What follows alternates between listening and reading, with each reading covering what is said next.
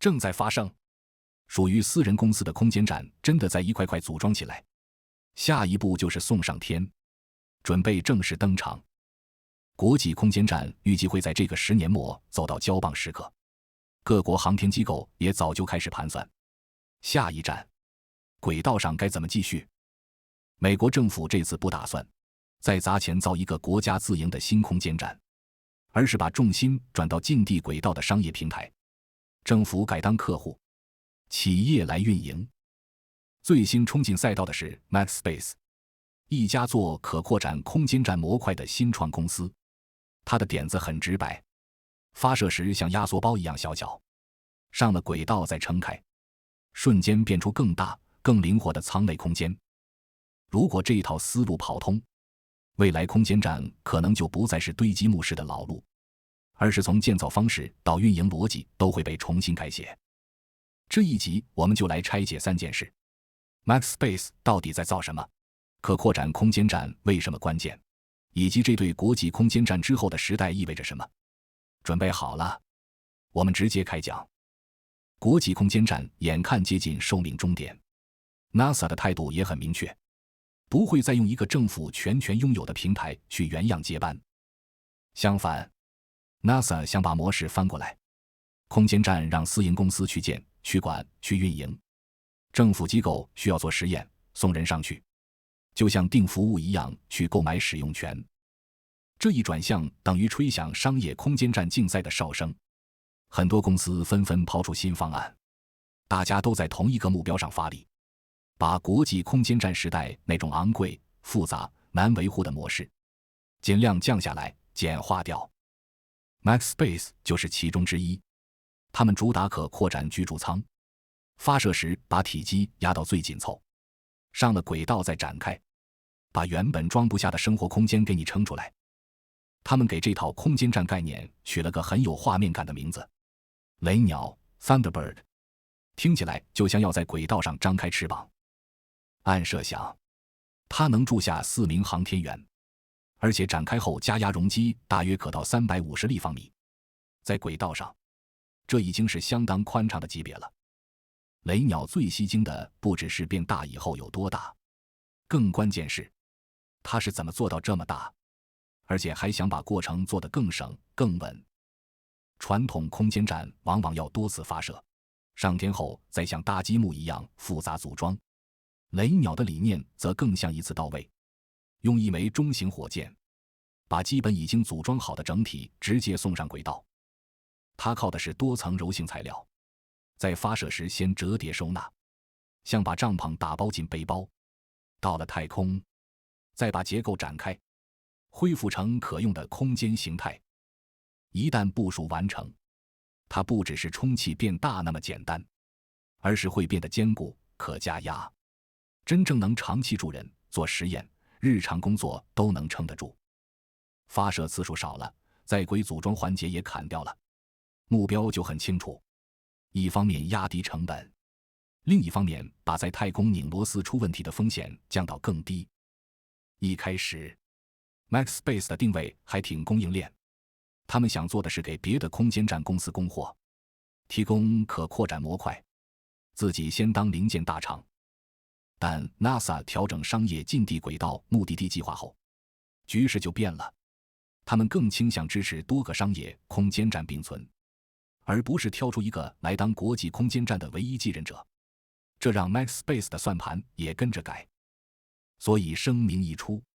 MaxSpace 也很快表態，不只賣模塊了，他們要自己把雷鳥這套空間站概念做成完整方案，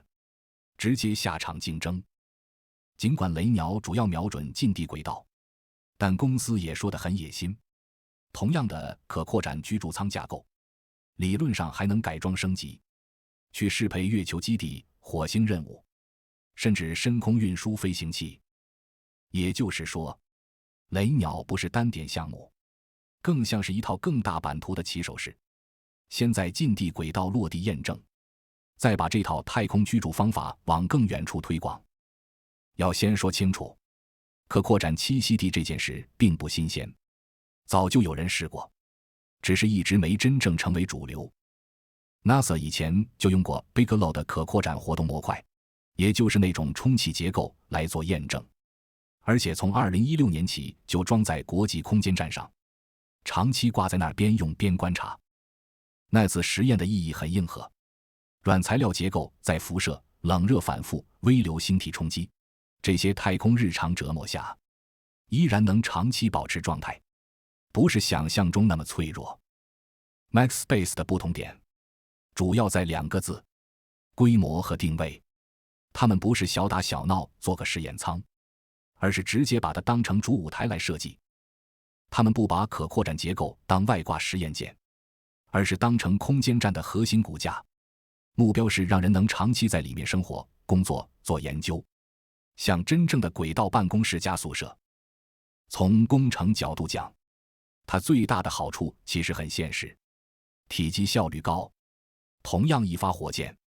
你能带上去的可用空间更多。傳統剛性艙段受限於火箭整流罩尺寸，能塞進去多大就多大，一次發射能帶上去的居住空間，天生被外殼尺寸卡死。可擴展結構就像在玩空間魔術，發射體積盡量小，展開後的內部空間盡量大，用這種方式把尺寸限制反過來利用，空間更大，不只是住得舒服，對微重力研究也有直接價值。研究人員終於有地方把設備擺開，把流程做順。很多實驗，尤其是材料科學、製藥、太空製造這類設備多、步驟長的項目，一旦工作空間更大、更靈活，效率和產出都可能明顯提升。如果艙內布局死板，空間又狹窄，就會出現3連限制：設備做不大，流程轉不開，需求一變就很難改，最後連效率都被拖累。所以 Max Space 把內部可重構當成核心原則，不是裝好就定型，而是要能隨任務變化隨時調整。他們不想把電纜、公用設施、實驗架這些東西一開始就定死在固定位置，而是讓你更容易檢修，也更容易移動重排，像模塊化機房那樣好維護。這其實是從國際空間站學到的疼，多年不斷加裝升級，內部越來越像臨時改造的機房，線多，設備多，空間亂，真正要調整時反而很難適配。而且他們不只盯着工程參數，也把人怎麼生活、怎麼工作當成核心。畢竟空間站不是倉庫，是人要待很久的地方。前 NASA 宇航員尼可·斯托特也參與了內部布局設計，他把自己長期駐留國際空間站的親身經驗，哪些好用，哪些折磨人，直接帶進設計裡。國際空間站為了維持運轉，系統越加越多，結果就越住越擠，很多硬件裝上去就很難再重排，久而久之就像塞滿了的工具間。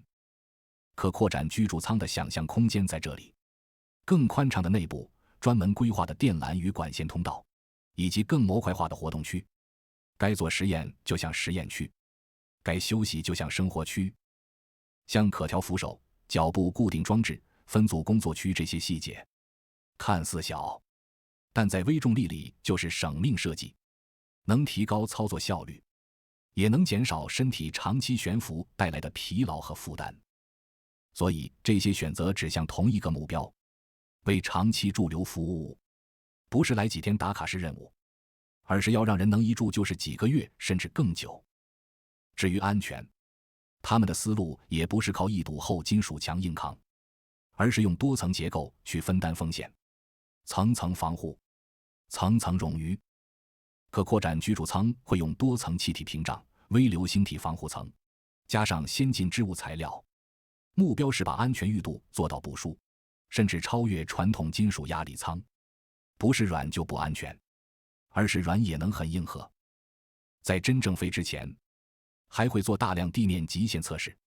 模擬溫差、衝擊、洩漏、材料老化等情況，把該踩的坑盡量先在地球上踩完。把這些點串起來，你會看到一個更大的目標：軌道平台不再只是實驗前哨站，而要升級成能讓人類常態化、長期開展活動的環境，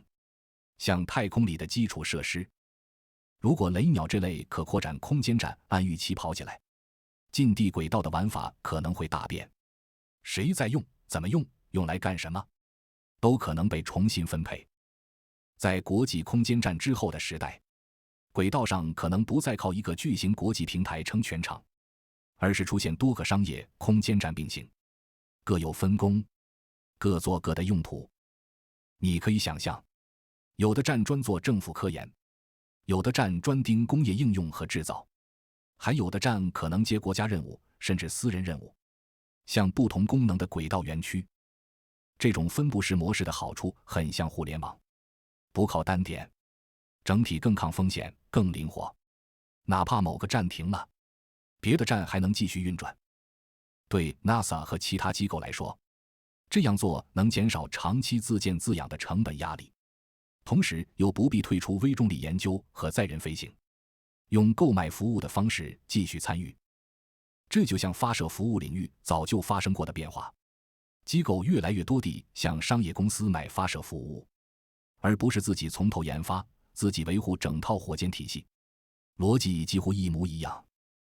一旦部署和組裝成本下降，進入太空的门檻自然會變低，不再是少數巨型項目才能玩得起的遊戲。大學、小型研究機構，甚至剛起步的新興航天國家，可能就能以更可承受的方式把實驗送上軌道，不必完全綁在大型政府項目的排期和預算上。結果就是，近地軌道上的研究與商業活動會更豐富、更分散，也更有新花樣。從科研到制造，可能都會更多點開花。而一旦視線放到地球軌道之外，可擴展栖息地也許會在未來探索任務裡派上更大用場。真正走向月球、火星時，它的優勢會更明顯。月球、火星任務最頭疼的就是質量和體積死卡，能不能在地球上盡量壓縮發射，到目的地再展開，就會帶來很大的後勤優勢。不管是地面基地，還是長途運輸飛行器，都更好規劃。Backspace 計劃在這個10年稍晚的時候，用原型任務去驗證關鍵技術，先把能不能安全展開、能不能長期使用這些問題做一次實戰檢驗。如果原型驗證順利，下一步就可能走向完整的雷鳥空間站。它或許能在國際空間站退役前的最後幾年并行運行，提前接棒，也可能在退役之後承擔一部分科研與駐留功能。當然，現在還有個最大的不確定：商業空間站的真實需求會怎麼長起來？到底會不會形成穩定市場？還需要時間給答案。這些平台最後會以政府研究為主，工業制造為主，還是走混合運營路線，取決於3件事：經濟環境、監管規則，以及資本能不能長期持續投入。但有一點幾乎已經很清楚，由單一政府獨家擁有的軌道基礎設施時代正在走向尾聲，取而代之的會是更分散、更商業化的生態系統，不是一夜之間完成，但它正在一點點成型。隨着國際空間站進入退役倒計時，商業空間站正在被推到下一階段基礎設施的位置。未来人類在軌道上的日常活動，很可能要靠它們承接。MaxSpace 這種可擴展栖息地的路線，其實就是一個信號：太空基礎設施正在朝更靈活、更可擴展，也更以人為中心的方向升級。不只是能用，更要好用。它能不能真正成功，最終要在軌道上用時間來驗證。但至少現在我們已經看得很清楚，後國際空間站時代的輪廓正在被這些商業方案一點點畫出來。感謝觀看。